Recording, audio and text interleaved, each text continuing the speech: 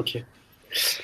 Bonjour à tous et bienvenue. Bienvenue dans ce Wild Talk au sujet des modèles économiques du logiciel libre. Pour ceux qui ne savent pas ce que c'est que la Wild School qui héberge cet événement, c'est un réseau d'écoles qui forme au métier de la tech, donc au métier de développeur web, au métier de data analyst, au métier d'analyste cybersécurité. Et juste pour en dire deux mots, un campus, on a des campus dans environ 21 campus, un peu en Europe et beaucoup en France. Et donc, si cela vous intéresse de vous former, n'hésitez pas à regarder notre site. Aujourd'hui, je vais vous présenter Sylvain. Il va nous faire cette présentation, ce talk, qui est... Ouais. Sylvain, je vais te donner la parole, tu vas pouvoir commencer. N'hésitez pas aussi à faire des commentaires, à poser des questions dans le chat, parce que comme on est beaucoup, évitez de prendre la parole comme cela pour ne pas que ce soit trop parasité, disons. Bon talk. Ok, on est parti. Est-ce que vous voyez bien mon écran partagé? Là, on écran, ouais. C'est bon? Oui. Ok. Alors, juste pour me présenter, pour ceux qui ne me connaissent pas, je suis Sylvain Blondeau, je suis formateur PHP sur le campus d'Orléans, à la Welcome School. Et à côté de ça, je vous présente un sujet sur les logiciels libres, parce que c'est quelque chose qui me passionne depuis des années. Je suis membre d'une association promotion du logiciel libre sur Orléans, dont j'ai été secrétaire pendant 4 ou 5 ans. C'est un sujet que je connais bien. Là, cette présentation, ça va être focalisé sur les modèles économiques, mais c'est aussi une grosse introduction au logiciel libre, et vous expliquer un petit peu ce que c'est et les valeurs que ça porte. Donc, déjà, je vais commencer par définir ce que c'est le logiciel libre, parce que ce n'est pas forcément clair pour tout le monde. On en entend parler, mais exactement ce que c'est, je vais faire une petite explication, une petite historique et une définition. Alors, ça a commencé, c'est toute cette histoire de logiciel libre, ça a commencé en 1983 avec ce monsieur aux cheveux longs, Richard Stallman. Donc, lui travaillait en tant qu'étudiant au MIT aux États-Unis. Et à cette époque-là, c'était un informaticien, à cette époque-là, quand on développait des logiciels, on avait forcément accès au code source, à la façon dont le logiciel avait été développé. Et puis s'il y avait un souci, on pouvait, s'il y avait un bug, on pouvait modifier ce logiciel et se l'approprier un petit peu, c'était normal. Et un jour, il a eu un problème avec une imprimante, un bourrage papier sur une imprimante. Il s'est dit, je vais aller voir le pilote de l'imprimante, je vais corriger le problème, et puis ça va aller comme d'habitude. Et sauf que là, il s'est aperçu qu'il n'avait pas le code de ce pilote d'imprimante, il n'était pas accessible. Donc il ne s'est pas démonté, il a contacté le fabricant qui était Xerox, il lui a demandé de lui fournir le pilote de cette imprimante, et Xerox lui a répondu non, on ne fournit pas nos pilotes, on ne fournit pas le code. Et là, il a commencé à se renseigner un petit peu, il s'est rendu compte que le monde de l'informatique était en train de changer, en train de se fermer de plus en plus, et lui, il n'a pas su porter cette idée. Donc il a un petit peu tout plaqué son poste confortable à MIT, et il a monté la Free Software Foundation, donc la fondation du logiciel libre, et il a défini ce qu'était pour lui un logiciel, ce que devrait être un logiciel qui était libre. Donc la définition de ces logiciels libres, ça tient en 4 définitions, donc 4 libertés. Donc la première des libertés, c'est la liberté 0, parce qu'en informatique, on commence à compter à partir de 0, donc la première, c'est la liberté 0. C'est tout simplement la liberté d'exécuter le programme pour tous les usages. Donc on a un logiciel, on a le droit de l'utiliser pour faire ce qu'on veut, on n'est pas limité. Donc ça veut dire que le logiciel, il n'est pas limité au niveau de ses fonctionnalités, on n'a pas juste une partie des fonctionnalités, on a toutes les fonctionnalités, il n'y a pas non plus de limitation temporelle, c'est pas on peut utiliser le logiciel pendant 30 jours, puis après on ne peut plus l'utiliser. Il n'y a pas de limitation matérielle, on peut le faire tourner sur tous les supports qui sont capables de faire tourner ce logiciel. Ça, c'est la première liberté d'un logiciel. La seconde liberté, c'est la liberté d'étudier son fonctionnement. Donc, pour ça, il faut avoir accès au code source, au programme, voir comment il a été élaboré. Et étudier son fonctionnement, ça permet de le modifier pour l'adapter à ses besoins. Donc la seconde liberté, c'est de pouvoir voir comment c'est fait et de pouvoir le modifier. Donc ça permet, l'étudier, ça permet d'une part de s'améliorer, de voir comment ça a été fait, et d'autre part aussi de faire un audit du logiciel, voir s'il a bien été codé, s'il n'a pas des fonctionnalités qui seraient cachées. Donc ça, c'est la seconde liberté. Ensuite, la troisième liberté, c'est la liberté de redistribuer des copies du programme. Vous avez un programme, vous avez le droit de le redistribuer à qui vous voulez, sans limitation. Donc ça, quand vous repartagez un logiciel, vous êtes obligé de le repartager avec une licence équivalente. Si c'était un logiciel qui était libre, donc qui répondait aux libertés 0, 1 et 3, vous êtes obligé, quand vous le redistribuez, d'accorder les mêmes libertés aux personnes qui vont utiliser ce logiciel que vous redistribuez. Bien entendu, dans ces cas-là, vous êtes obligé de citer l'auteur. Et enfin, la dernière liberté, c'est la possibilité de redistribuer des copies du logiciel, mais des versions que vous avez modifiées pour l'améliorer, pour l'adapter à vos besoins. Donc dans la liberté 2, on redistribue un logiciel tel quel. Dans la liberté 3, on peut redistribuer des versions modifiées du logiciel. Donc pour ça, il faut aussi, bien entendu, redistribuer ce logiciel, les modifications de ce logiciel, vous êtes obligé de redistribuer leur code source également, pour que tout le monde puisse voir ce que vous avez fait comme modification. Donc c'est ça les 4 libertés du logiciel libre. Si un logiciel ne répond qu'à 3 de ces 4 libertés, ce n'est pas un logiciel libre. Alors pour bien comprendre le logiciel libre, ce logiciel il va venir s'opposer au logiciel qu'on appelle propriétaire ou privateur, notamment pour privateur de liberté, qui justement n'aurait pas ces 4 libertés. Donc le logiciel, de par le fait qu'on puisse le distribuer un peu comme on veut, la plupart du temps il est gratuit. Donc il ne faut pas confondre un logiciel, ce n'est pas parce qu'un logiciel est gratuit qu'il est libre. Vous avez souvent l'occasion de télécharger, d'utiliser ce qu'on appelle des freeware ou des shareware. Ça va être des logiciels qui vont être gratuits, mais dont vous n'aurez pas accès au code source. Leur modèle économique va peut-être fonctionner avec de la publicité, de la revente de données, etc. Ou un shareware qui va être une version gratuite et il faut payer à un moment donné pour avoir plus de fonctionnalités ou pour pouvoir l'utiliser plus longtemps. Donc c'est pas parce que c'est gratuit que c'est libre, et c'est pas parce que c'est libre que c'est gratuit, mais c'est le plus souvent le cas. Un logiciel libre, c'est totalement légal quand on utilise un logiciel libre. C'est différent d'un téléchargement illégal ou le fait de craquer un logiciel, ça, c'est quelque chose qui est illégal. Un logiciel libre, vous avez forcément la disponibilité du code source, et le logiciel libre, avec le logiciel libre, il y a un respect de l'utilisateur, et de son côté, l'utilisateur, lui, il doit aussi respecter la licence du logiciel au même titre que n'importe quel logiciel que vous avez à utiliser. Alors, un petit exemple pour essayer de vous faire comprendre, les flèches, ça sera aussi simple, pour faire comprendre un petit peu le logiciel libre. C'est un exemple qu'on donne souvent, c'est celui du gâteau. Donc vous allez partir de votre... vous fabriquez un gâteau, là, plus ou moins bien réussi.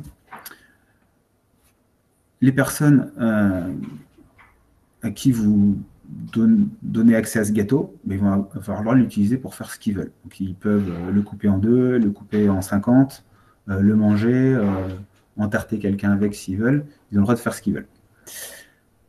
Donc ça, c'est la première liberté. Ensuite, vous êtes obligé de fournir le code source. Pour un gâteau, le code source, ça va être la recette, comment il a été fabriqué. Et donc, une personne avec cette recette va être capable de recréer le gâteau. Et la première liberté, c'est étudier comment le gâteau a été fait, mais aussi pouvoir le modifier et l'adapter à ses besoins. Et potentiellement en faire une version améliorée, bien mieux réussie que la première. Alors pourquoi on va aller modifier ce gâteau? Ça peut être une modification parce que la personne a du diabète et elle veut faire un gâteau qui a moins de sucre. Voilà. Ça peut être juste parce qu'elle aime bien le chocolat et elle va en rajouter dedans, ou c'est juste parce qu'elle aime bien innover. Peu importe la raison, vous pouvez modifier ce gâteau. La seconde liberté, c'est que vous pouvez partager ce gâteau avec qui vous voulez. Même si vous le refaites à l'identique, vous pouvez le partager avec qui vous voulez. Et le partage, ça peut être gratuit ou payant. Vous pouvez très bien vendre ce gâteau. Vous avez totalement le droit, même si en premier lieu, vous l'avez récupéré gratuitement, vous pouvez très bien le revendre. Peut-être parce que vous offrez un service en plus, vous le livrez à domicile, j'en sais rien. Voilà, vous pouvez faire payer, il n'y a pas de souci, vous avez le droit. Dernière liberté, c'est la liberté de redistribuer vos modifications. Vous avez modifié ici le gâteau, vous l'avez amélioré, vous avez le droit aussi de redistribuer gratuitement ou en le faisant payer ce gâteau modifié. Et dans ces cas-là, il faut que vous fournissiez la recette modifiée. Alors, il y a toujours des personnes qui vont dire je m'en fiche que le gâteau, il y ait la recette avec, je m'en fiche qu'il soit libre, de toute façon, moi je ne cuisine pas. Mais il faut vous dire que certaines personnes, c'est leur métier de faire ça. Et donc, eux, ils sont intéressés pour avoir cette recette. Et vous, au final, vous allez peut-être être content de manger cette version et pas celle-là. Sylvain? Oui. Il y avait une question. Quelqu'un voulait savoir, si tu m'entends bien, la notion de respect de l'utilisateur, qu'est-ce que tu voulais dire à la slide précédente? Ouais, alors juste, moi, je vois pas le chat parce que je suis en plein écran là sur mon. Ouais, c'est pour ça que je presse, donc c'est pas forcément évident. Ouais, je reviendrai un petit peu, c'est plus sur des notions un peu plus sur l'éthique et sur les valeurs que peuvent porter le logiciel libre. Mais je reviendrai un petit peu sur ce point plus tard pour détailler ça. Ce sera plus simple. Ensuite, donc là sur les... donc voilà, ce qui est important, c'est qu'il y a des personnes pour qui c'est intéressant. Donc la comparaison avec le logiciel, c'est la plupart du temps, les utilisateurs, ils ne savent pas développer. Donc, qu'il y ait possibilité d'avoir le code source ou pas derrière le logiciel qu'ils utilisent, comme ça, a priori, ils s'en moquent, puisque de toute façon, quand ils vont lire le code source, ils vont vous dire, ça, je comprends rien, c'est pas pour moi, etc.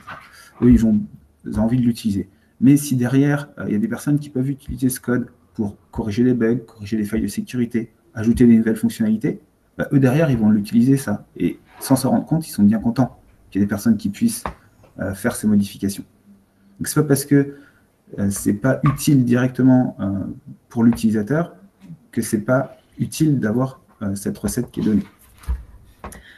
Une autre remarque qu'on peut avoir régulièrement, c'est le fait de fournir la recette, de fournir comment je l'ai fait. Il y a des personnes qui vont, entre guillemets, voler mon travail, se l'approprier, revendre et se faire de l'argent sur mon dos. Ça, c'est une mauvaise façon d'approcher les choses. On en reparlera aussi un petit peu tout à l'heure. Parce que les personnes qui vont utiliser votre gâteau pour en faire une version améliorée, ils seront obligés de redistribuer les modifications. Donc vous, rien ne vous empêche de réintégrer ces modifications dans votre recette pour améliorer votre propre gâteau. Et du coup, l'améliorer et vous aussi le vendre. Et on tombe sur un système de concurrence relativement saine. Hop. Donc je continue. Je reprends un petit peu l'histoire de M. Stallman. Donc, il a créé le logiciel libre, mais il a défini, il a créé la Free Software Foundation, il ne s'est pas arrêté là. Hein, c'est avant tout un développeur, donc il a fait pas mal de logiciels connus.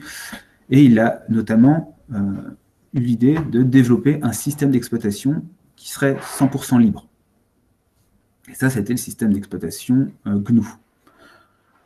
Donc, sans vous rentrer dans les détails techniques, il s'est lancé là-dedans. Il y a pas mal de gens qui sont venus l'aider.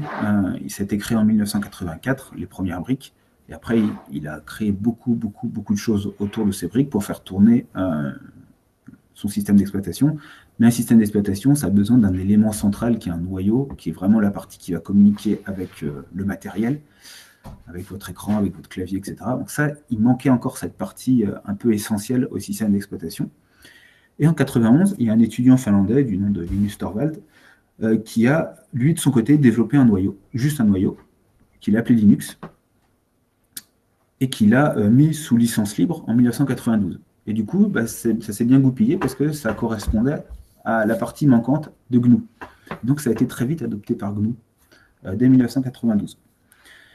Du coup, il y avait une partie GNU, une partie Linux, et ça a formé GNU Linux. Alors, la plupart du temps, on parle de Linux. J'utilise Linux comme système d'exploitation. Mais en fait, si on veut rendre à César ce qu'est à César, quand vous utilisez un système d'exploitation, une distribution Linux, bah, la plus grosse partie du code, en fait, c'est GNU. C'est pas Linux. Linux, c'est que le noyau. Mais il a besoin de toutes les briques logicielles qui sont apportées par GNU autour. Donc, pour être tout à fait correct, il faut parler de GNU Linux et pas Linux. Mais bon, par simplification, on parle de Linux. Mais Linux, c'est pas un système d'exploitation en soi, c'est juste le noyau du système d'exploitation. Donc voilà, monsieur Linus Torvald. Alors après, souvent on parle de libre et d'open source. Alors c'est quoi la différence entre du libre et de l'open source? Ben, en fait, il n'y a pas vraiment de différence. Un logiciel open source, c'est un logiciel libre, et vice-versa. La différence entre les deux, c'est plus une question de philosophie derrière. Donc il y a Richard Stallman qui est le fervent défenseur du libre, avec la Free Software Foundation, le projet GNU, dont il y a le logo ici. Donc lui, il est plus sur la partie logiciel libre. Donc c'est bien logiciel libre, mais il insiste plus sur l'aspect éthique et la philosophie du logiciel libre, du partage qu'il y a derrière. De l'autre côté, il y a Linus Torvald, qui lui défend plus la partie open source, dans le sens où le fait d'avoir un logiciel qui est dont le code source est disponible, c'est juste plus pratique et plus efficace pour développer.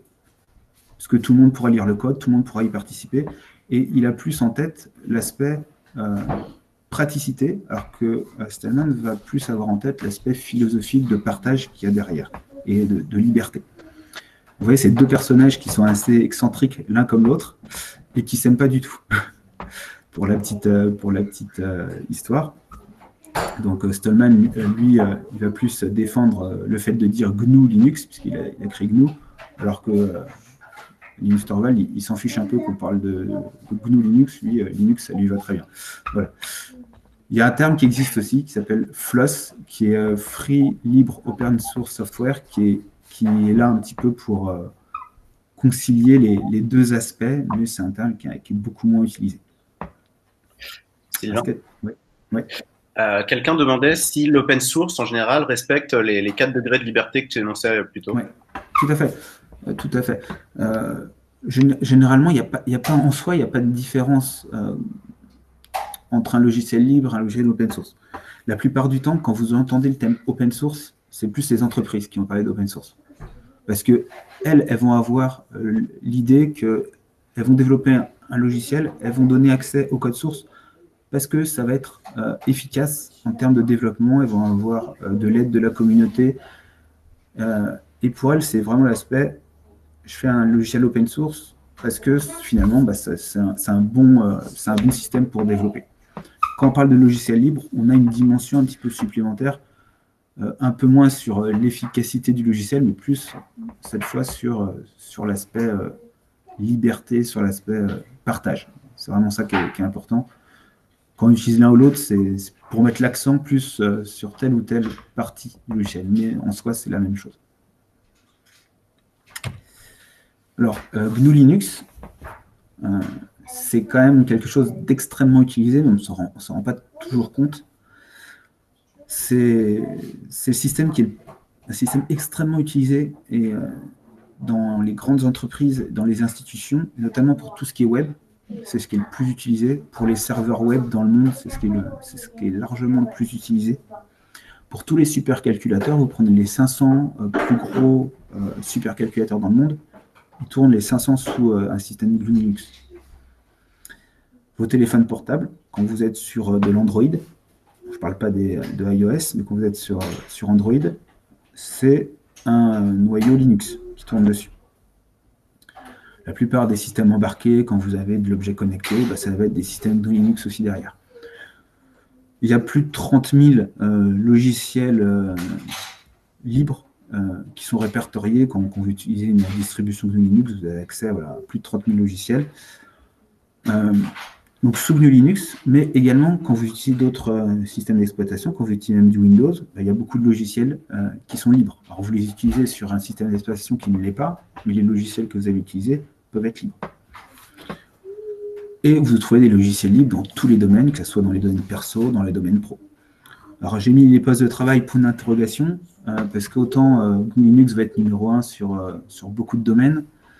Sur les postes de travail, c'est pas tout à fait vrai. On en est, selon les statistiques, on trouve entre 2 et 5% d'utilisation de GNU Linux. Donc ça reste assez marginal sur des postes de travail. Par contre, c'est tout à fait utilisable. Moi, ça fait faire bientôt 15 ans que je suis sur GNU Linux. J'ai fait passer mes parents, j'ai fait passer mes beaux-parents qui savent à peine utiliser une souris. Ils y arrivent. Donc c'est quelque chose qui est tout à fait utilisable et qui fonctionne très très bien pour du grand public, pour le quotidien. Alors, je fais un petit quiz, s'il y en a qui veulent répondre. Est-ce que vous pourriez me citer des équivalents en libre de ces logiciels propriétaires?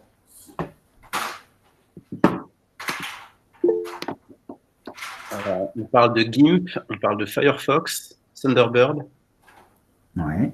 de Inkscape, de ProtonMail, LibreOffice, OpenOffice, VLC, GNU, Paint, c'est pas mal. VLC. Je vais passer sur... c'est des exemples parmi d'autres, hein, je ne sais pas du tout exhaustif, mais voilà, pour du Windows, vous pourriez avoir du Linux, bien entendu, le système d'exploitation, sur du navigateur Firefox, qui est un gros logiciel libre. Vous voyez par exemple Firefox, LibreOffice pour tout ce qui est suite bureautique. Ces logiciels, vous les retrouvez aussi bien sous du Linux que sur Windows. Vous pouvez l'utiliser partout. Pour du mail, vous avez Thunderbird. Pour de la retouche d'image, GIMP, qui est un logiciel qui est extrêmement complet, où vous pouvez faire énormément de choses. Au niveau d'illustrateur, vous avez Inkscape. Pour écouter de la musique, lire des vidéos, VLC, Scribus pour faire de la PAO, Blender pour faire de la 3D. Vous avez énormément de choses. Et c'est vraiment pas une liste qui est exhaustive de ce que je mets ici, mais c'est vraiment pour vous montrer que dans tous les domaines, quasiment tous les domaines, vous avez des logiciels libres et des logiciels libres qui sont très bien, voire parfois mieux que les logiciels propriétaires. Donc maintenant, on va passer sur une partie un peu plus orientée développeur. Créer du logiciel libre. Comment on fait, pourquoi développer, déjà pourquoi développer avec des logiciels libres. Effectivement, quand vous développez, vous allez vous-même utiliser des logiciels libres pour développer. L'intérêt, c'est que si vous avez un projet à faire, vous êtes dans une entreprise ou une manière perso, quand vous développez avec des logiciels libres, vu que la plupart sont gratuits, le coût d'entrée est extrêmement réduit, voire insignifiant. Vous pouvez directement travailler et ça ne vous coûte rien. Vous pouvez l'utiliser pour faire ce que vous voulez. On revient sur les libertés du logiciel libre. Vous pouvez avoir aussi confiance dans ces logiciels, parce que généralement, c'est des logiciels qui sont de qualité, qui sont très sécurisés, puisqu'ils bénéficient un petit peu de l'audit de toute une communauté. Et du coup, vous avez la communauté, donc vous avez des personnes qui sont disponibles pour vous aider. Souvent, la communauté des logiciels libres, c'est une communauté qui est plutôt bienveillante et qui va facilement aider les autres. Et donc, c'est assez facile d'être aidé comme ça. Et vous pouvez également utiliser des logiciels libres et les adapter à vos besoins. Ce qui n'est pas le cas quand vous utilisez des logiciels propriétaires. Vous n'avez pas le droit de les modifier. Et d'autre part, vous avez l'aspect pérennité. Si vous utilisez des logiciels libres pour développer, vu qu'ils sont libres, vous pourrez les utiliser toujours. Si vous utilisez un logiciel propriétaire, si la boîte qui est derrière ferme, du jour au lendemain, vous pouvez ne plus avoir accès à votre logiciel ou ne plus jamais avoir de mise à jour s'il y a des problèmes de sécurité, etc. etc. Et du logiciel libre, vous aurez toujours quelqu'un qui va continuer à maintenir les logiciels quasiment toujours. Et donc, vous avez quelque chose qui va être pérenne dans le temps.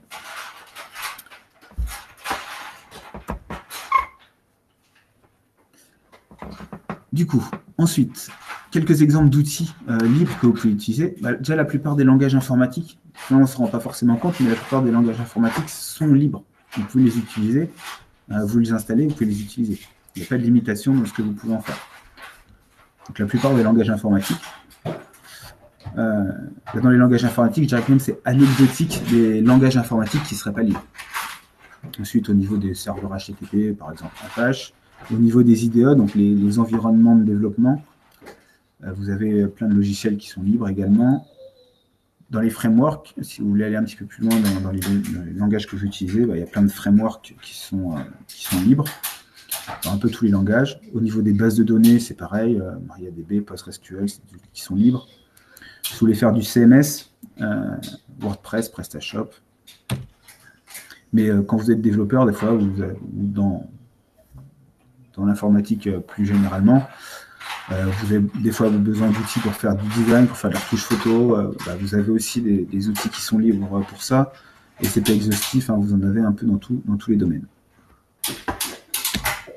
Sylvain? Oui. Il y a deux questions. Il y en a une première, c'est est-ce que c'est de chez toi que vient le bruit derrière ou pas? Oui, c'est chez moi. Malheureusement, c'est les joies du confinement. Ok.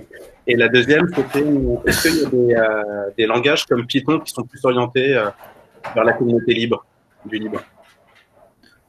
Je ne sais pas s'il y a des langages qui sont plus orientés. Effectivement, si vous faites du C# par exemple, qui est un langage qui est plus développé par Windows derrière, par Microsoft, c'est pas forcément celui qui aura plus d'ouverture derrière. Mais sinon, je ne peux pas dire qu'il y ait une communauté qui soit plus libre que l'autre, à ma connaissance.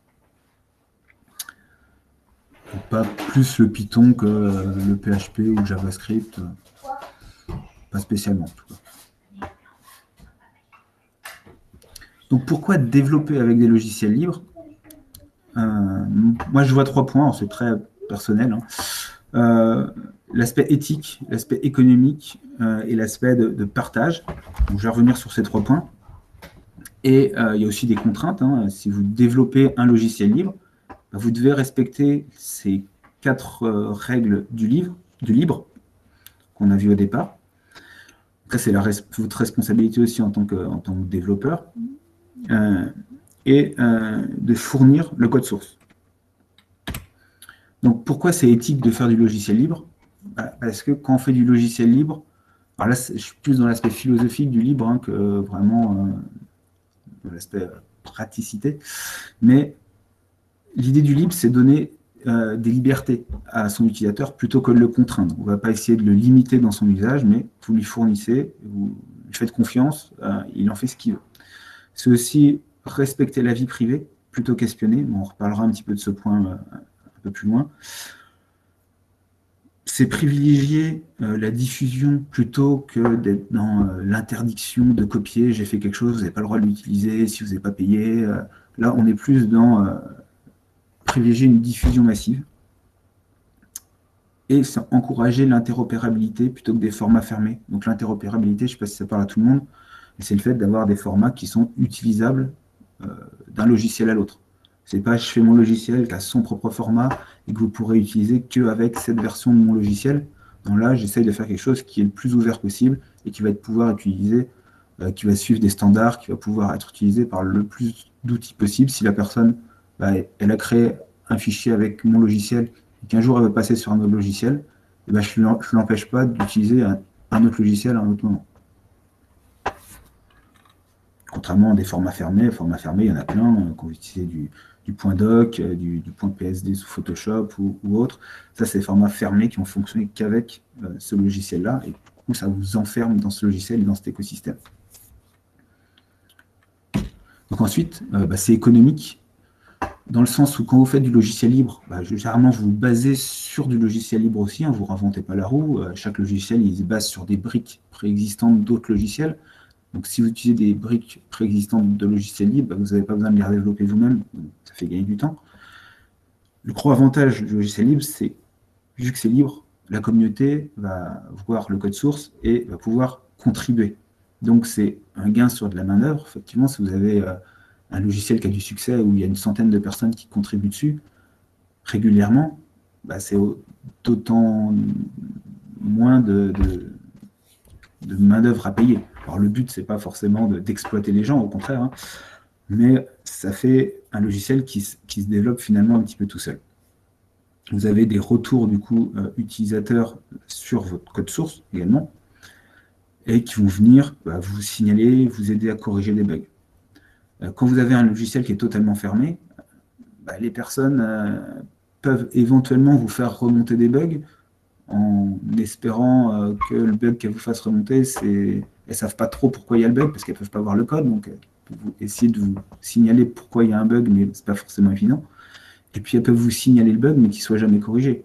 Et ce n'est pas une question de taille d'entreprise. Vous savez, il y a sur Internet Explorer 6, ça date pas de.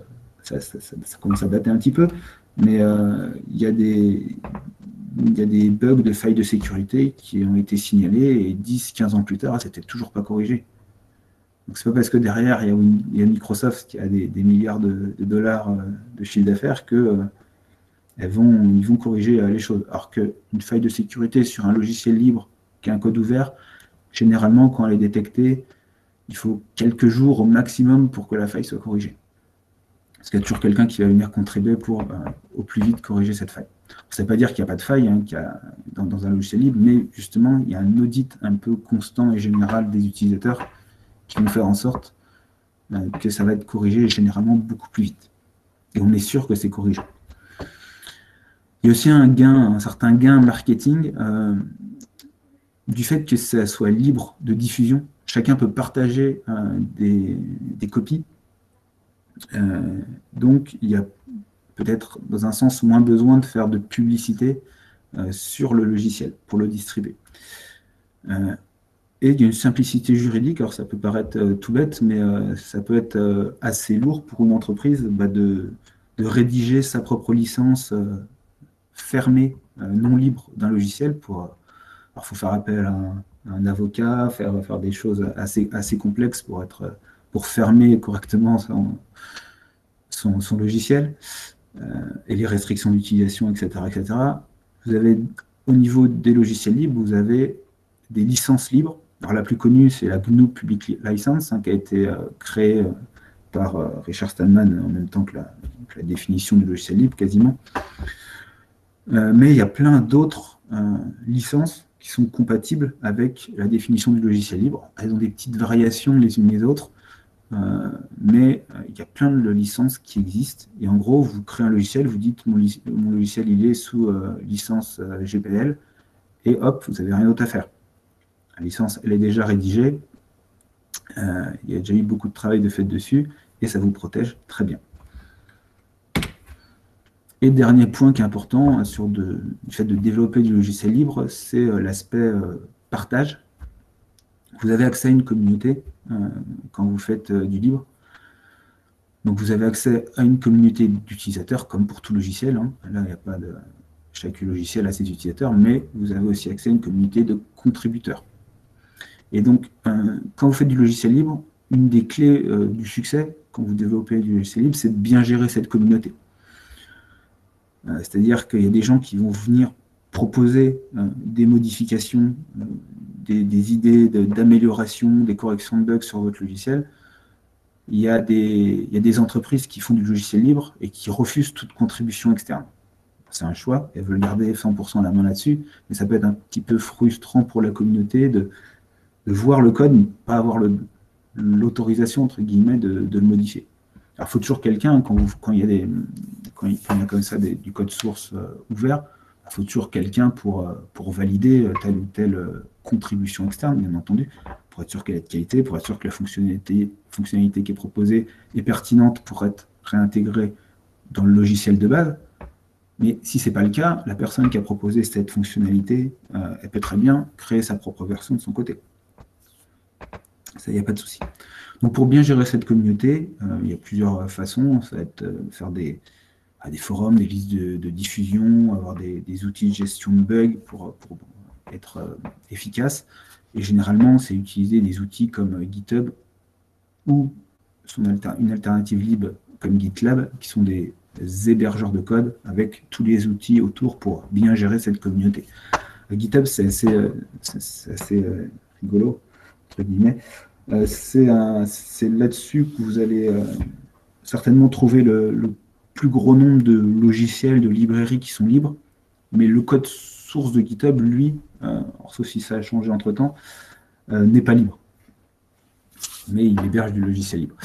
Alors que GitLab, c'est un outil qui est libre et vous pouvez soit utiliser directement le site GitLab, soit installer vous en local votre propre instance de GitLab. C'est quelque chose qui peut être intéressant aussi. Donc cette communauté, en tout cas, de logiciels libres, c'est vraiment une des forces d'un logiciel. Alors il y a beaucoup de personnes qui vont vous dire, vous faites du logiciel, vous passez du temps dessus, et vous le filez gratuitement avec le code source, donc vous donnez à tout le monde tout votre travail. Ça ne pourra jamais marcher, vous ne pourrez jamais faire d'argent avec ça. La première peur qu'on peut avoir, c'est si je mets mon logiciel libre, on va me voler mon travail. Alors, non. Un contributeur, c'est pas un voleur.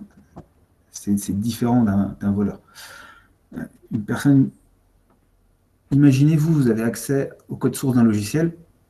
Est-ce que votre premier réflexe, ça va être ah ouais, trop bien, ce logiciel, il est libre. Du coup, il y a une boîte qui développe ce logiciel depuis des années, qui le donne libre. Moi, je vais reprendre ce logiciel, je vais monter ma boîte et je vais le redistribuer et je vais me faire plus d'argent qu'eux.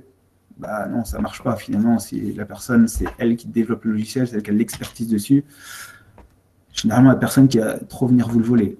Au contraire, plutôt des personnes qui vont venir contribuer et vous aider à l'améliorer. Et donc, le risque par rapport aux avantages que ça apporte est vraiment négligeable. Et d'autre part, le fait de dire on va voler mon travail, c'est pas forcément la bonne façon de prendre les choses. Parce que quand vous avez créé quelque chose, quand vous avez une bonne idée, si vous voulez, ça peut faire souvent peur de la partager. En fait, une idée, ça ne se vole pas. Vous pouvez pas, vous pouvez voler un objet, mais vous ne pouvez pas voler une idée. Une idée, ce n'est pas quelque chose de palpable. C'est un peu comme dire j'ai eu cette idée le premier, donc personne n'a le droit d'avoir cette idée aussi. Donc c'est pas vraiment une bonne façon de voir les choses. Et dans tous les cas, quand vous faites un logiciel libre, vous êtes protégé par votre licence libre. C'est-à-dire qu'une personne, si elle récupère le code de votre logiciel et qu'elle veut l'améliorer et le revendre, vous avez le droit de réutiliser ces améliorations parce qu'elle est obligée de le redistribuer sous licence libre, vu que votre travail était sous licence libre dans un premier temps. Et ça fait toute la différence. Si elle prend votre logiciel, qu'elle l'améliore et qu'elle le revend sans fournir le code source, là, c'est illégal. Et donc là, vous pouvez l'attaquer. Il y a d'autres remarques qu'on peut voir souvent. Il y a trop de fork dans le libre. Fork, je ne sais pas si ça parle à tout le monde, mais c'est en gros prendre un logiciel libre et décider de faire sa propre version. Vous avez tout à fait le droit. C'est ce qu'on appelle un fork, un embranchement. Faire sa propre version. Il y a des fois, le problème, c'est que pour un même logiciel, il va y avoir 15 personnes qui vont faire leur propre version. Et du coup, l'utilisateur, il s'y perd un peu parce qu'il y a une multitude de versions différentes qui part un peu dans toutes les directions. Souvent, quand il y a des forks, c'est qu'il y a des problèmes au niveau de la communauté. C'est une communauté qui n'est pas suffisamment écoutée par la personne qui gère le logiciel. Au bout d'un moment, si elle voit que la personne n'utilise pas les contributions, qu'elle les utilise mal, qu'elle ne fait pas les corrections aussi vite que demandé, à un moment donné, il y a une personne qui va se dire écoutez, moi je vais créer ma propre version et je vais mieux gérer la communauté. Et des fois, la communauté elle migre vers une autre version du logiciel. Ça peut arriver, par exemple, vous avez OpenOffice. OpenOffice, c'est une très, très grosse suite logicielle, suite bureautique. Elle a été rachetée par Oracle. Oracle, c'est une grosse entreprise, qui n'est pas du tout dans le logiciel libre. Donc, ça a fait peur à beaucoup, qui ne pouvaient pas refermer forcément le code d'OpenOffice, mais il y a beaucoup de personnes qui ont eu un peu peur que la communauté soit plus écoutée, soit plus suivie comme avant. Et donc, il y a un fork qui a été créé qui s'appelle LibreOffice. Et quasiment instantanément, tout le monde a migré vers LibreOffice et puis personne n'a utilisé OpenOffice. Ça s'est fait très vite et assez massivement. Il y a d'autres exemples comme ça, mais c'est relativement rare. Et dans tous les cas, s'il y a un fork, ce n'est pas une fatalité. Les améliorations peuvent être récupérées. la personne qui fait le fork, la première personne qui a écrit le logiciel peut récupérer encore une fois ces améliorations. Et souvent, même, il y a des forks, et puis au bout d'un moment, les gens rediscutent entre eux et refusionnent leur travail. Ça arrive aussi. Et de toute façon, le meilleur rempart contre cette peur de la concurrence, ça reste l'innovation. Si vous innovez, si vous faites évoluer très régulièrement votre logiciel, si une personne qui essaye d'avoir sa propre version à côté, il faut qu'elle soit plus innovante que vous si elle veut vous faire de la concurrence. Donc vraiment, c'est quelque chose qui est rare. Hein. Quand vous créez un logiciel, il y a vraiment très peu de chances que quelqu'un essaye de se faire plus d'argent que vous avec. Il ne faut pas avoir peur de ça. C'est vraiment des risques qui sont très faibles par rapport à tous les avantages que vous pourriez avoir. Alors, une petite slide sur le marché du logiciel libre. Une étude de 2015, je n'ai pas trouvé de chiffres plus récents, mais ce qu'il faut retenir, c'est qu'en 2015, en France, un chiffre d'affaires de 4,1 milliards d'euros sur le logiciel libre, grosse croissance, 9% par an, 50 000 emplois. Quand vous regardez un peu les chiffres les chiffres qui existent entre les années 2000 et 2015, dans les années 2000, vous étiez à quelques dizaines de millions d'euros, et maintenant, on est à plusieurs milliards, avec une forte croissance tous les ans. Donc, c'est vraiment un marché qui explose et qui est en constante progression très rapide depuis des années et des années. 80% des entreprises utilisent de l'open source, utilisent au moins un logiciel open source. Quasiment tout le monde, même vous au quotidien, en tant qu'utilisateur d'ordinateur, vous utilisez c'est quasiment sûr que vous utilisez au moins un logiciel libre. Que ce soit LibreOffice, que ce soit Firefox, que ce soit VLC, que ce soit même un téléphone Android, finalement, vous utilisez des briques logiciels libres. Et en entreprise, il y a en fait des logiciels libres dans tous les domaines, que ce soit dans la gestionnaire de contenu, gestionnaire de documents, tout ce qui est CRM, ERP, tous les logiciels qui permettent de gérer vos clients, gérer vos process. Les solutions e-commerce, tous les sites qui font du e-commerce, généralement, vous allez soit utiliser un WordPress avec des plugins WooCommerce, soit utiliser un PrestaShop, un Magento, donc des solutions un petit peu toutes faites et qui sont libres. Tout ce qui est administration système, logiciel de sécurité, logiciel d'annuaire d'entreprise, tout ça, la plupart, c'est des logiciels qui sont libres aussi. Dans tout ce qui est embarqué, temps réel, donc quand vous êtes plus sur du logiciel pour faire tourner des machines, la plupart du temps, c'est du logiciel libre. Dans la bureautique, si vous utilisez LibreOffice, vous avez du logiciel libre, etc. etc. Ce n'est pas une liste qui est exhaustive, ça vous montre qu'il y a vraiment du logiciel libre partout. Alors, quand vous développez du logiciel libre, pour gagner de l'argent, parce qu'à un moment donné, le logiciel libre, c'est plein de valeurs, mais si vous développez en libre, il faut bien que vous puissiez manger aussi derrière. Hein. Donc, vous développez un logiciel, vous le mettez en libre. Ce n'est pas le fait qu'il soit libre, ce n'est pas suffisant pour en vivre. Comme si vous faites un logiciel non libre, ce n'est pas suffisant pour en vivre. Bien entendu, si vous faites un logiciel, il faut avant tout, pour pouvoir en vivre, qu'il soit de qualité, c'est-à-dire qu'il soit performant, qu'il soit sécurisé, qu'il réponde à un vrai besoin. Ça, je pense que c'est le plus important. Vous avez beau avoir une super idée de logiciel, finalement, si c'est utile qu'à vous et à personne d'autre, vous ne gagnerez jamais d'argent avec. Et il faut qu'il soit réellement innovant. C'est-à-dire qu'il ne faut pas qu'il y ait un autre logiciel qui fasse quasiment la même chose et qui soit déjà sur le marché depuis 15 ans. Et c'est généralement ce qu'on voit beaucoup. Il y a beaucoup de logiciels qui sortent, alors qu'ils soient libres ou pas. Finalement, est-ce que ça répond vraiment à un besoin? Est-ce qu'il y a vraiment un marché derrière? Est-ce que c'est le bon modèle économique qui a été choisi? Souvent, quand ça ne marche pas, c'est qu'il y a un problème à un de ces niveaux-là. Il faut également, quand on fait du logiciel libre, du coup, choisir le bon modèle économique, ça on va en parler juste après, et cajoler un peu sa communauté, mais ça on en a parlé. Alors, je vais passer sur des exemples de modèles économiques du libre. Est-ce qu'il y a des questions pour l'instant?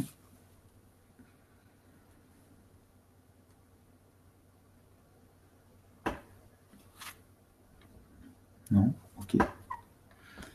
N'hésitez pas, si vous avez des questions, n'hésitez pas à m'interrompre. je vais revenir un petit peu sur des exemples de modèles économiques sur ce logiciel libre, en prenant des exemples d'entreprises existantes. Donc, un des modèles économiques qui va très bien fonctionner avec des logiciels libres, c'est le support. Vous créez un logiciel libre, il y a plein de gens qui vont l'utiliser. Donc, de base, votre logiciel, la plupart du temps, il va être gratuit. Les gens peuvent l'utiliser, peuvent le modifier, peuvent en faire ce qu'ils veulent. Maintenant, comment vous gagnez de l'argent? Si votre logiciel il est utilisé par plein de monde, il y a beaucoup de personnes qui vont l'utiliser, qui ne sont pas forcément très à l'aise avec l'informatique, et elles vont avoir besoin de support. Dans les entreprises, quand vous utilisez un logiciel, souvent vous avez besoin de support, vous avez une hotline, vous avez besoin d'aide, besoin de formation, besoin de choses comme ça. Et ce support-là peut être un service qui est payant. Donc l'entreprise va utiliser votre logiciel, et en plus, optionnellement, elle va payer un abonnement pour avoir accès à une hotline, pour avoir accès à de l'aide, pour avoir accès à de la correction de bugs, à du développement sur mesure, à des choses comme ça. Donc ça, c'est le modèle économique de Red Hat. Et Red Hat, c'est la plus grosse entreprise qui fait du logiciel libre. Donc elle développe une distribution Linux, Red Hat Enterprise Linux. Chiffre d'affaires, 2 milliards de dollars en 2015, 3,4 milliards en 2018, donc une progression très rapide. Ça existe depuis quand même quelques années maintenant, ça doit avoir facilement plus de 20 ans, Red Hat 25 ans, je pense, comme entreprise. Donc, ça fonctionne très très bien, ce mode de support. D'ailleurs, Red Hat... Oui. Non, je ne sais pas si tu auras cette donnée-là, mais quelqu'un demandait combien de pourcents de postes Linux sont sous Red Hat. Aucune idée. Ouais. Ça, par contre, c'est une information qu'on peut éventuellement trouver. Alors, il y a un site qui s'appelle DistroWatch qui montre un petit peu les tendances de popularité des distributions Linux. Mais ça, des distributions Linux, il y en a des milliers qui existent. Il y en a, je dirais, des populaires, vraiment populaires, et on a une petite vingtaine. Red Hat, la différence, c'est que Red Hat, c'est vraiment orienté entreprise. Je connais personne qui utilise Red Hat à titre personnel. Ils ont une version, justement, à usage personnel pour la communauté qui s'appelle Fedora, et qui est finalement c'est une façon aussi de fonctionner, c'est qu'ils ont Red Hat, qui est une version... C'est utilisé pourquoi? Parce que c'est une version qui est très bien testée, qui est sûre, qui a des logiciels très sécurisés, etc. Et ils ont une version qui s'appelle Fedora. Généralement, c'est une version qui est ouverte à la communauté et qui a, je dirais, je sais pas, un an d'avance sur ce qui va arriver sur Red Hat. Donc, c'est un peu leur bac à sable. Ils lancent des choses, ils testent des choses sur Fedora, ils ont des retours, et ce qui fonctionne bien, ils le réintègrent après dans Red Hat. Donc, ils ont comme ça accès à retour de la communauté via cette autre distribution. Et non, je ne pourrais pas dire comme ça quel est le pourcentage, je n'ai pas trop d'informations là-dessus, désolé. Et du coup, ça marche tellement bien que ça a été racheté par IBM en 2018, donc c'est récent, 33 milliards de dollars, petite somme. Très très gros rachat dans le monde du libre. Donc voilà, c'est vraiment des grosses sommes qui peuvent circuler aussi dans ce domaine-là. Autre façon de fonctionner, les formations. Vous utilisez un logiciel. Donc là, je donne l'exemple de Symfony, qui est un framework PHP, qui est assez complexe. Hein, c'est des choses... alors là, c'est pour les développeurs PHP. Pour bien maîtriser Symfony, il faut beaucoup de temps, c'est une courbe d'apprentissage qui est assez élevée, donc il y a beaucoup de documentation qui existe, mais il y a des personnes, pour aller un peu plus vite, pour mieux découvrir les choses, ils vont faire des formations pour en apprendre davantage, et donc Sensiolabs, qui est la boîte qui développe Symfony, propose des formations pour Symfony. Et c'est des formations voilà, c'est un gros business derrière. Ils font aussi un système de certification. Et donc là, la certification, il n'y a que qui peuvent mettre le label certifié Symfony. Donc pour passer une certification, c'est un petit examen. Ça coûte entre 5 et 600 € le passage d'examen, qui est très difficile. Donc quand on a la certification, on rajoute ça sur son CV, ça fait quelque chose qui est assez sympa pour trouver du boulot derrière. Mais eux, ils ont le monopole sur cette certification. Ils développent le logiciel, mais il n'y a qu'eux qui peuvent donner la certification. En tout cas, la certification officielle. Donc là, c'est un bon modèle économique également. Ils distribuent le logiciel gratuitement, mais ils se font de l'argent sur la formation et sur les certifications sur ce logiciel. Et également sur des conférences. Ils donnent beaucoup de conférences. Dans le monde du développement, c'est un monde où il y a énormément de conférences sur les technologies. Et pour s'inscrire à ces conférences, il faut payer 200, 300, 400, 500 euros pour participer à la conférence. Et quand il y a des conférences avec 1000 personnes, ça commence à faire des bons petits chiffres d'affaires aussi. Et pour que ça fonctionne ça, il faut que, à côté, le produit qu'il développe, il soit innovant, il évolue régulièrement, il soit très performant. Il y a beaucoup, donc du coup, ça nécessite beaucoup de recherche et développement. Et du coup, ils peuvent faire de la formation qui va être efficace aussi derrière. Chiffre d'affaires 9 millions d'euros en 2018 avec plus d'une centaine de salariés. Des modèles qui fonctionnent très bien également. Le développement sur mesure, ça peut être une autre façon de faire. Vous faites un logiciel libre, vous le distribuez à tout le monde, et vous avez des retours d'utilisateurs en vous disant « Votre logiciel est super, mais pour moi, pour mon problème personnel, j'aurais besoin de tel autre module dans votre logiciel, par exemple. » Et dans ces cas-là, vous pouvez proposer du développement sur mesure. OK, on veut bien, on vous crée cette partie-là en plus qui n'existait pas dans notre logiciel, juste pour vous. Éventuellement, après, on le partagera avec tout le monde. Et vous, si vous voulez ça, il faut qu'on y passe du temps, donc vous nous payez. Donc ça, c'est un modèle qui peut fonctionner bien. Par exemple, il y a Open Concerto qui fait ça. Alors, c'est pas forcément connu comme ça, mais c'est, à ma connaissance, le seul logiciel dans le secteur de la comptabilité. Donc, c'est utilisé, la comptabilité, quasiment toutes les entreprises ont un logiciel de compta, et c'est des logiciels qui coûtent très très cher. Parce que c'est des logiciels qui doivent être mis à jour très régulièrement, parce que la législation va bouger pas mal bouge pas mal dans ce domaine. Et souvent, c'est des grosses usines à gaz, ces logiciels. Et Open Concerto, il existe, c'est un logiciel qui fonctionne pas mal.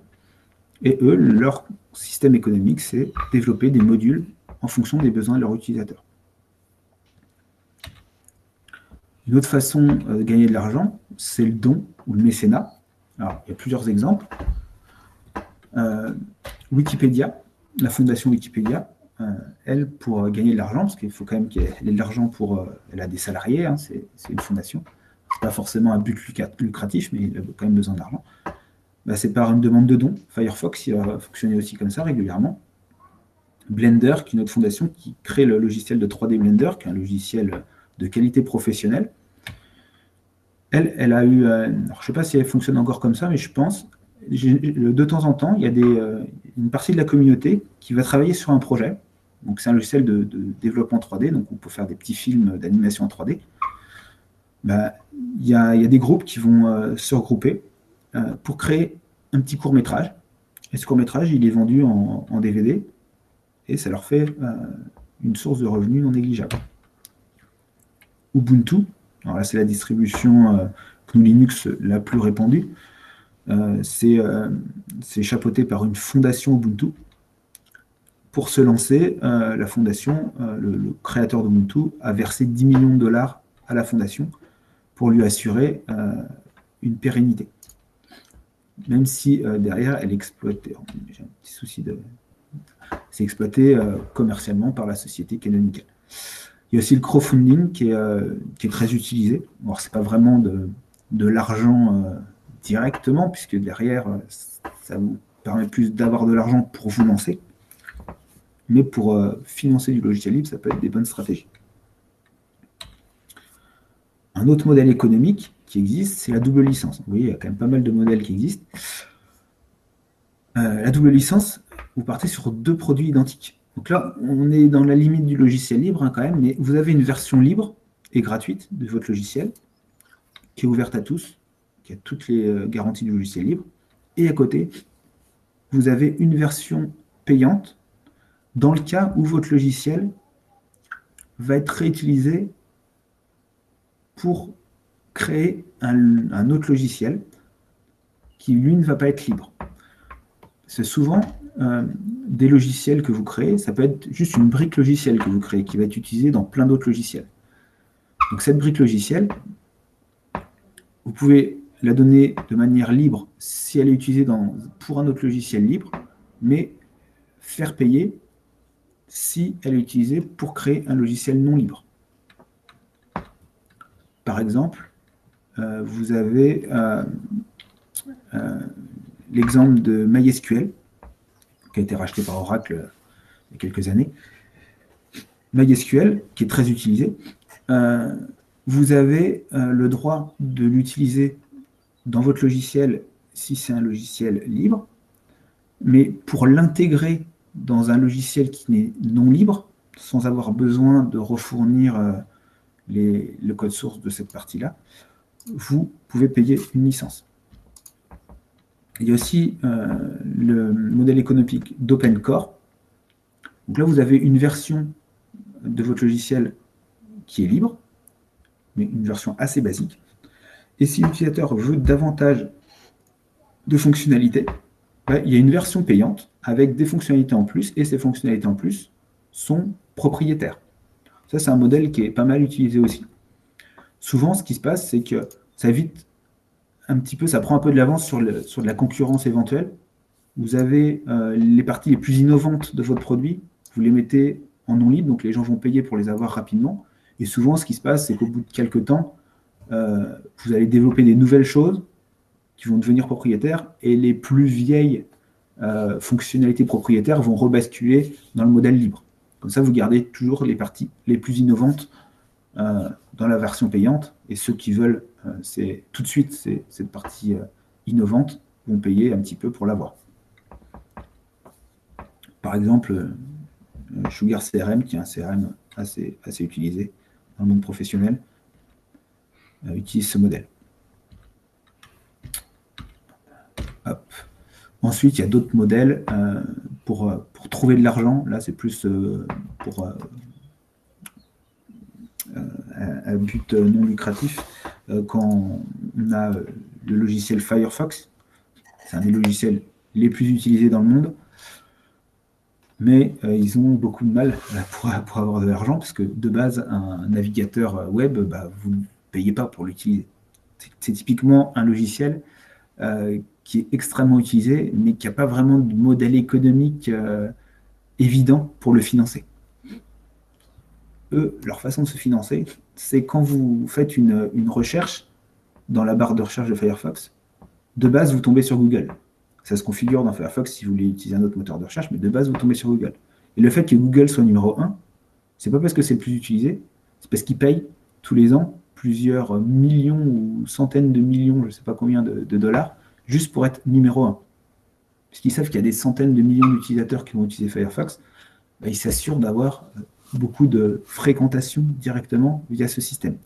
Et il y a des moments, il est arrivé des moments donnés où ça a été Bing qui a été mis plus en avant, par exemple sur Firefox, sur certaines régions du monde.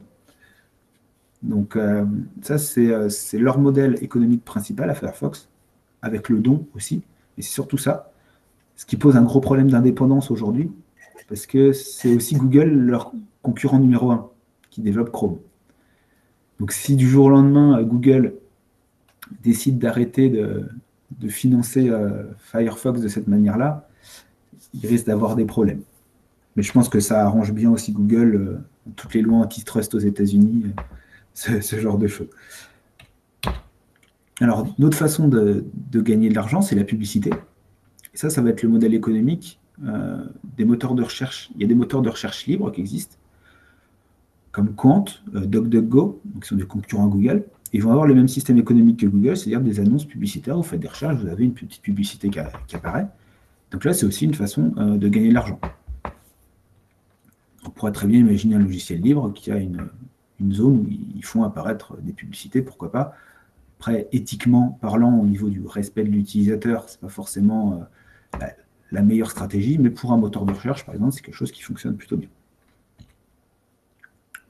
Alors, il peut y avoir des produits dérivés, tout simplement. Souvent, c'est pour les organisations à but non commercial, mais encore qu'il y a beaucoup d'entreprises qui vendent aussi des goodies. Alors, souvent, ça vient, c'est pas un modèle économique principal, mais ça vient en complément d'autres modèles économiques. Vous achetez des t-shirts, des tasses, des stickers, j'en sais rien. Des livres aussi pour la formation. Ça peut être un modèle économique pour gagner un petit peu d'argent. Et un autre modèle économique, alors je l'ai mis en dernier parce que je pense que c'est celui qui a le plus de devenir, et un des plus utilisés à l'heure actuelle, notamment dans le domaine du web, c'est les services en ligne. Vous créez un logiciel libre, par exemple WordPress, hein, qui est un CMS, hein, ça permet de créer des sites web.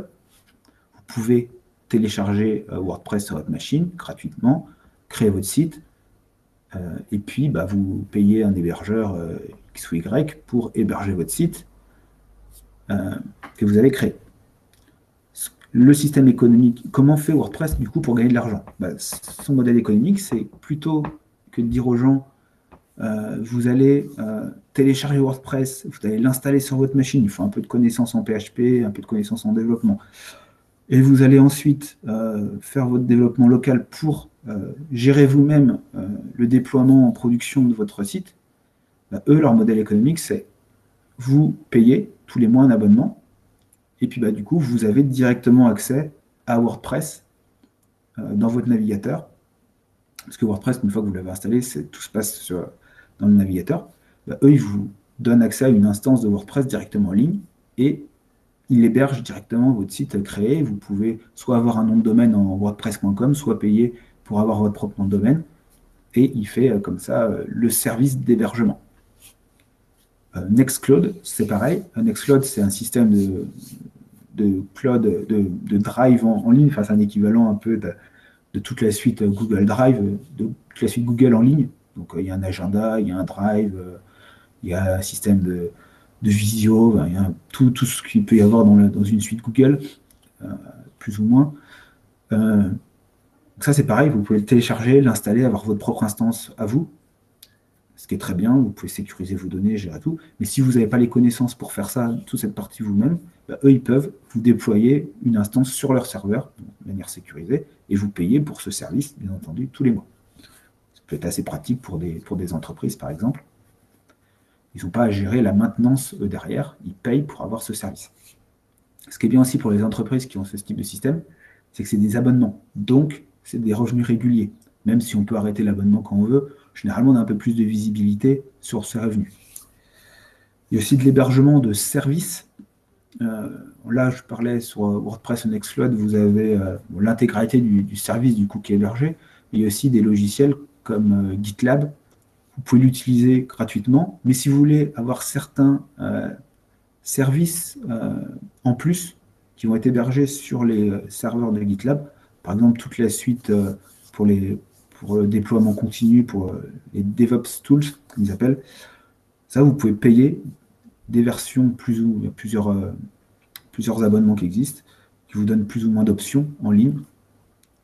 Et donc, du coup, vous hébergez ces services sur leur propre serveur. Et vous n'avez pas besoin de faire toute cette installation vous-même. Installation qui peut être relativement compliquée à faire si vous voulez le faire vous-même. Donc voilà un modèle qui fonctionne très bien pour tout ce qui est web. J'ai assisté à une conférence sur Orléans il n'y a pas longtemps. C'est une personne qui a développé son outil de domotique. Un outil de domotique assez sympa donc pour faire fonctionner plein d'objets connectés.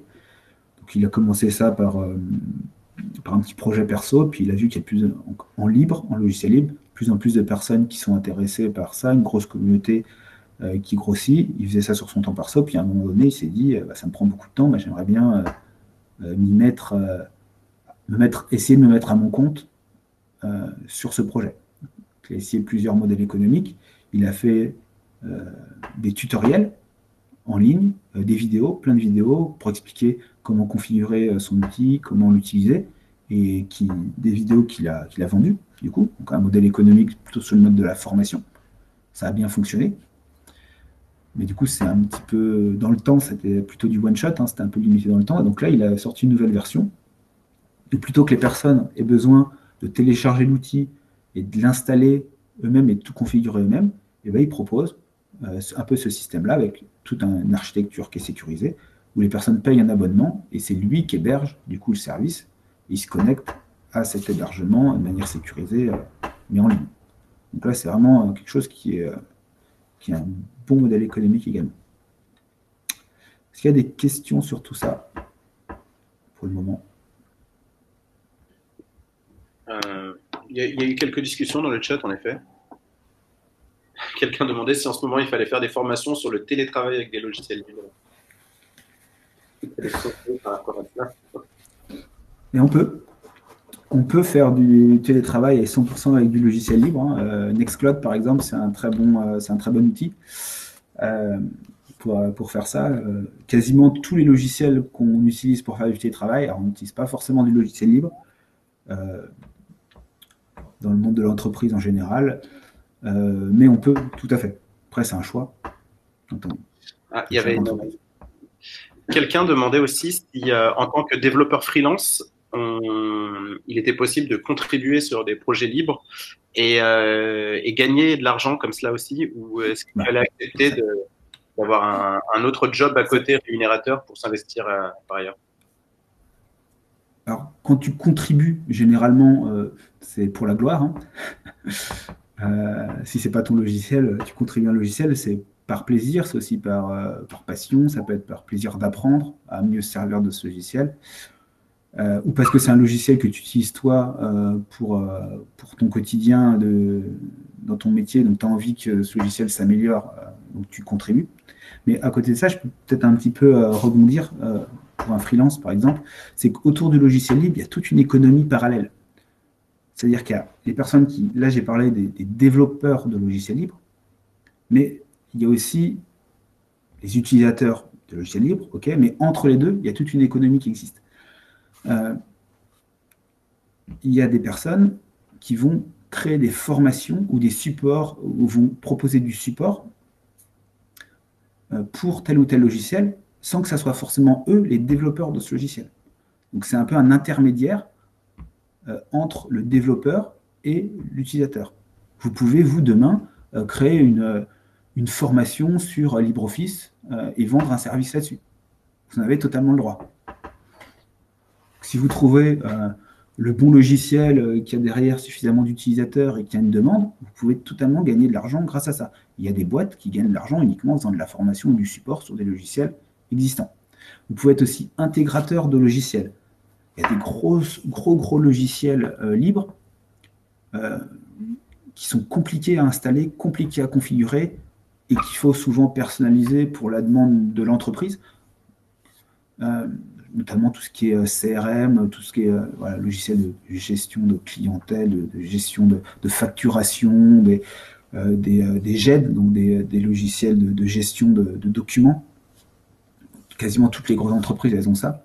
Donc il y a des outils payants et il y a des outils libres, mais pour l'installer, ça ne s'improvise pas comme ça. Donc on peut payer une entreprise qui est spécialisée dans ce logiciel libre, même si ce n'est pas eux qui le développent, mais ils s'y connaissent très très bien et ils vont venir dans l'entreprise pour l'installer, pour le configurer. Et ça, c'est un service qui se paye très cher parce que ça prend du temps, que c'est compliqué. Et donc, on peut gagner de l'argent comme ça. Au-delà de ça, en utilisant du logiciel libre, les agences web, la plupart des agences web, elles vont développer des sites en utilisant WordPress, en utilisant des CMS libres. WordPress, PrestaShop pour faire de l'e-commerce. Du coup, vous gagnez de l'argent en utilisant WordPress. Donc, indirectement, vous utilisez du libre et vous gagnez de l'argent avec. Mais également, ça peut être en développement des extensions tierces pour des logiciels libres. WordPress, PrestaShop, Magento, c'est des CMS très connus, mais ça peut être dans plein d'autres domaines. Vous pouvez créer ils ont un système en fait de marketplace et vous pouvez créer des extensions pour ces logiciels et gagner de l'argent avec.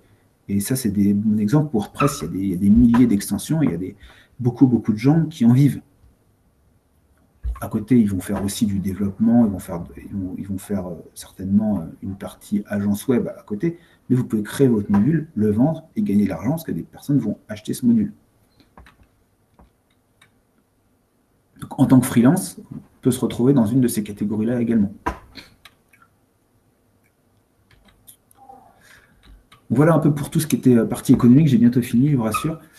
Je voulais juste faire une petite ouverture aussi. Le libre, ce n'est pas forcément que le logiciel libre. Ça a commencé avec le logiciel libre, mais ça s'est exporté un petit peu dans tout domaine parce que les valeurs que prône le libre, c'est des valeurs qui peuvent fonctionner un peu dans tout domaine. Donc il y a la culture libre qui existe. C'est le fait de partager les œuvres qu'on puisse créer, que ce soit un livre, que ce soit une musique, n'importe quelle œuvre, le partager sous licence libre. Le savoir libre également. vous utilisez Wikipédia, c'est un des sites les plus utilisés dans le monde. Bah, c'est juste de la contribution des gens qui vont vouloir partager leur savoir de manière libre. OpenStreetMap, qui est l'équivalent de Google Maps, mais libre et ouvert à la contribution. Il y a du matériel libre aussi. Vous pouvez construire des choses en récupérant des plans qui sont libres et qui sont modifiables, adaptables. Vous avez le Raspberry Pi, par exemple, qui est très connu, qui est un mini logiciel qui coûte quelques dizaines de dollars, avec un mini ordinateur qui coûte quelques dizaines de dollars, et vous pouvez faire des centaines de choses avec. Et des imprimantes 3D, vous pouvez faire plein de choses avec du matériel libre. Donc, dans tous ces domaines, il y a aussi potentiellement des choses inventées et des modèles économiques à adapter et des moyens aussi de gagner de l'argent dans tous ces domaines. Sylvain? Oui. Il y avait une autre question. J'en place une par rapport au design aussi.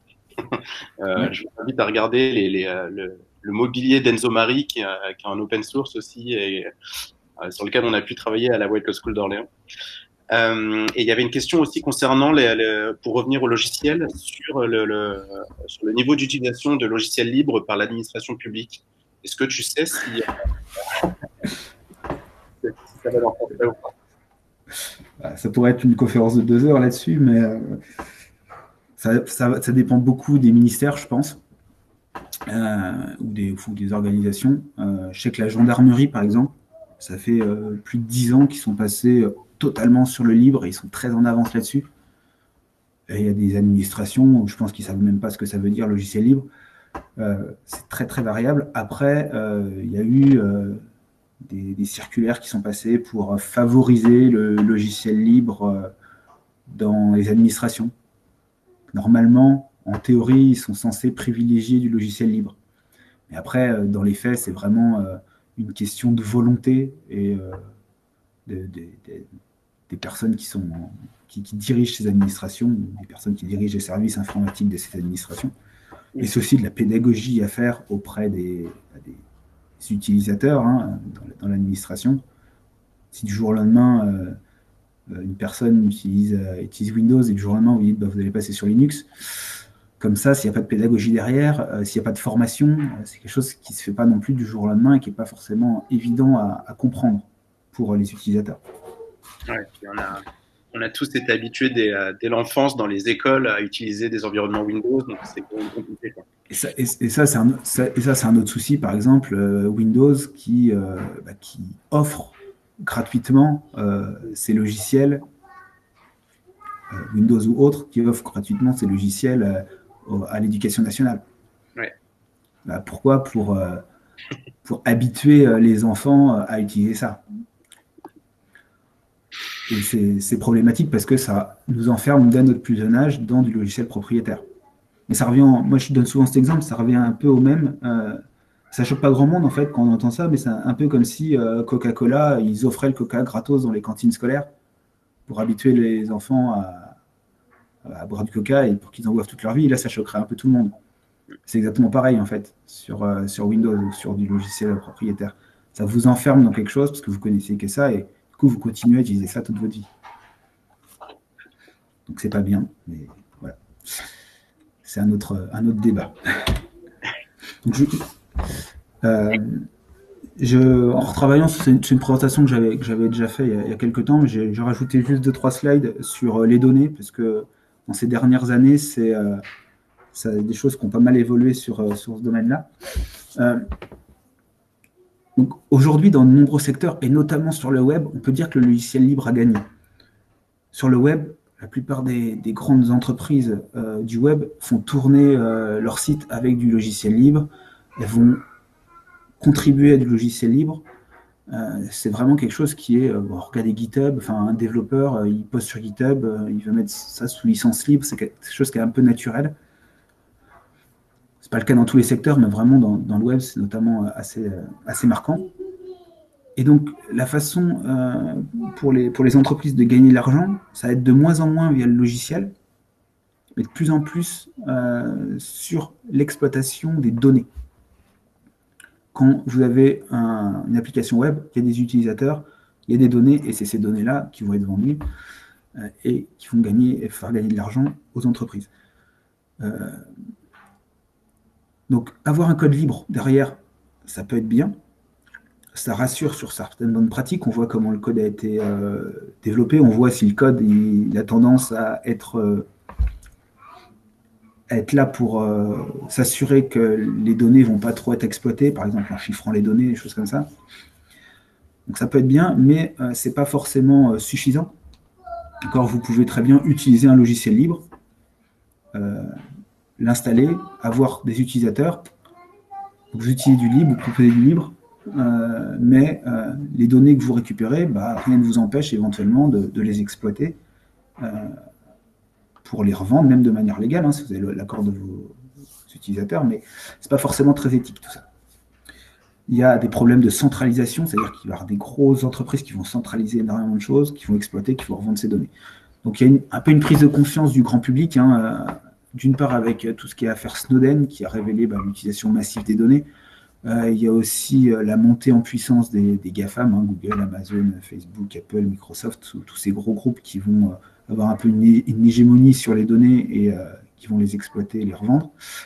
Il y a aussi une réponse, du coup, il y a une réponse législative qui est arrivée il y a peu de temps, qui est le RGPD, donc le Règlement général sur la protection des données, qui va apporter pas mal de garanties, notamment demander l'accord vraiment de consentement des utilisateurs pour l'exploitation des données, mais on voit qu'il y a encore des efforts à faire à ce niveau-là. Et surtout, ce qui est intéressant au niveau de la réponse, c'est qu'il y a des nouvelles bonnes pratiques de développement qui sont apparues, et notamment le privacy by design. C'est-à-dire que quand vous allez développer un logiciel, bien entendu, il va être libre. Ok, ça c'est presque de l'acquis. Mais il faut aller plus loin que ça. Quand vous le développez, il faut penser à l'utilisateur. Enfin, quand c'est un logiciel qui va amener à récolter des infos de l'utilisateur, il faut penser déjà à la gestion de la vie privée de l'utilisateur, pour faire en sorte que justement, on ne tombe pas dans des pratiques d'exploitation des données. Donc c'est donner un contrôle total des données de l'utilisateur, c'est d'avoir un chiffrement de bout en bout, c'est d'avoir une politique d'interopérabilité, d'export des données facile, de droit à l'oubli, de toutes ces choses-là. Et donc du coup créer un peu des alternatives à des logiciels qui vont être tout centralisés et qui sont faussement gratuits. Quand vous utilisez des suites Google, vous utilisez du Facebook, du Twitter, c'est gratuit, mais comme on dit, quand c'est gratuit, c'est vous le produit. Du coup, c'est pas gratuit, c'est vos données qui récoltent et qui revendent derrière. Et donc, il y a des alternatives qui existent pour un peu tous ces produits centralisés gratuits et qui vont proposer des services tout en respectant la vie privée des utilisateurs. Donc, je rebondis, tout à l'heure, là, j'ai eu la question sur le respect de l'utilisateur. Pour moi, quand on parle de logiciel libre de manière un petit peu plus large, un peu plus sur les valeurs qu'il y a derrière, et aussi la valeur de respecter l'utilisateur et sa vie privée. Et donc, en alternative qui existe, je peux citer quelques-uns, mais il y en a beaucoup d'autres. Il y a Mattermost, par exemple, qui est un équivalent de Twitter, Cozy Cloud, ou Nextcloud, qui est plus des équivalents de Google Drive ou de toutes les suites logicielles autour. Quant, DuckDuckGo, qui vont être des moteurs de recherche, qui vont être avec un code libre et qui vont vraiment avoir l'aspect privacy by design. PeerTube, qui est un équivalent de YouTube, etc., etc. Alors, pour résumer, pourquoi le libre? C'est utiliser des outils qui sont performants, qui sont pérennes. C'est aussi adhérer à un certain nombre de valeurs, d'éthique, de partage, faire partie d'une large communauté. Aujourd'hui, le numérique est vraiment au cœur de nos sociétés, on ne peut plus échapper au numérique. Donc c'est un peu soit utiliser l'informatique des gros, des GAFAM américains, soit utiliser du logiciel libre. Alors, potentiellement, le logiciel libre, il sera peut-être moins performant que le logiciel des GAFAM. C'est possible. Potentiellement, il peut l'être plus. Ça dépend des logiciels. Mais c'est aussi un choix pour adhérer ou non à certaines valeurs. Pour gagner de l'argent. Oui. On nous demande s'il y a une alternative libre à Google Meet. Est-ce que Oui, tu bien peux sûr. parler ici? Bien sûr. Il y a Jitsi qui existe, qui est très utilisé à l'heure actuelle. Je peux rebondir là-dessus juste à la fin de la slide qui va venir. Gagner de l'argent avec du libre, ça marche. Il y a de nombreux exemples, de nombreuses sociétés qui le font. C'est pas évident. C'est pas plus facile, peut-être moins facile qu'avec du logiciel propriétaire. Ça, je ne sais pas. Ça va dépendre beaucoup du secteur, de votre cible, de l'innovation qu'apporte le logiciel. Il y a plein de facteurs. En tout cas, c'est un secteur en forte croissance depuis plusieurs années, voire dizaines d'années. Il y a plein de modèles économiques différents, qui sont nombreux, qui sont viables. Parfois, il faut mixer plusieurs modèles économiques pour que ça fonctionne bien, pour réussir à gagner de l'argent avec. Mais le libre, c'est avant tout des valeurs, c'est avant tout un état d'esprit. Je pense qu'il va au-delà de la simple recherche de rentabilité basique. Quand vous faites du logiciel libre, c'est avant tout voilà, vraiment un état d'esprit qui est autour, c'est de défendre aussi une certaine vision de l'informatique et de notre société. Et juste, non, je croyais que j'avais rajouté une slide là-dessus, mais peu importe. Ouais, je voulais juste rebondir sur Google Meet. Donc, il y a Framasoft qui existe, je ne sais pas si vous connaissez, qui est un gros acteur associatif du libre en France, qui propose énormément qui héberge énormément de logiciels, de solutions libres, qui sont des alternatives à tous les gros outils libres en ligne qui existent. Et donc, pour faire de la visio, il y a Framamit qui existe et qui permet de faire facilement de la visio. C'est très performant. Alors, Framasoft, eux, héberge des logiciels libres existants, ils n'en développent pas. Donc, pour faire tourner Framamit, par exemple, c'est Jitsi derrière, je crois, le nom du logiciel.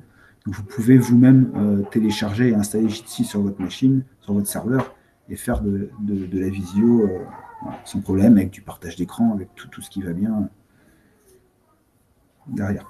Mais clairement, vous trouverez rarement des logiciels, à part pour des métiers très spécialisés, pour des trucs très techniques.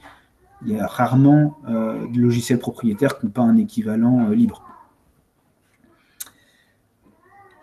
Donc voilà, pour conclure, je disais, c'est avant tout des valeurs. Donc vous, potentiellement, vous êtes les développeurs de demain. Donc c'est à vous de faire aussi votre choix entre choisir de développer du logiciel qui est libre ou du logiciel qui est non libre, choisir d'exploiter les données de vos utilisateurs ou plutôt partir sur du privacy by design pour respecter l'utilisateur. Ça, c'est des choses qui sont aussi des choix du développeur. Soit lui directement, soit l'influence qu'il peut avoir au niveau de son entreprise pour conseiller les dirigeants qui n'ont pas forcément cette vue-là derrière. Donc voilà pour cette présentation, qui est bien entendu sous licence libre, que vous pouvez réutiliser. Je vous remercie pour votre attention, et si vous avez des questions, n'hésitez pas.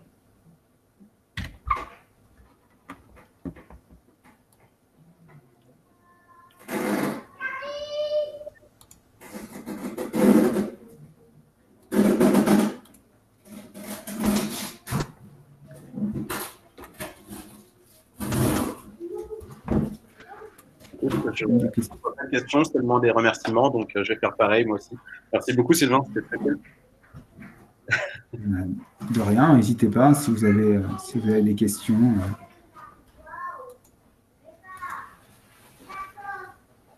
On demande pourquoi on utilise à la Wild School du Google Meet plutôt qu'une solution libre. Est-ce que tu as une réponse à ça C'est pas faute. Ouais, après, voilà, c'est comme ça, c'est en entreprise. Souvent, le problème, c'est une volonté de l'entreprise après. Hein. Après, moi, je m'en cache pas. Hein, je travaille à la Wild School, j'y suis très bien. Après, si à la Wild School, on pouvait utiliser autre chose que que du Google et des outils non libres, j'en serais très content. Voilà, après, c'est pas moi qui prends cette décision, donc j'ai déjà proposé. Après, voilà. C'est pas forcément évident. Après, c'est aussi une facilité d'utiliser les outils Google. Bah, vous allez dessus, vous créez un compte, éventuellement vous payez quand vous voulez des offres un peu plus élaborées, et ça fonctionne direct. Vous n'avez pas besoin de vous occuper à le maintenir, vous n'avez pas besoin de gérer les éventuels problèmes vous-même. Si vous étiez du logiciel libre, la plupart du temps, bah, vous devez télécharger le logiciel, vous devez l'installer, le configurer vous-même, gérer la maintenance des serveurs. Donc vous gagnez en indépendance, peut-être en sécurité sur vos données, mais vous perdez du temps parce qu'il faut le gérer vous-même. C'est un choix après. Il faut voir les avantages, les inconvénients, tout ça. Merci encore une fois pour toutes tes réponses et puis à très bientôt, chers collègues. Et ben, bonne journée à tous. À bientôt. Merci.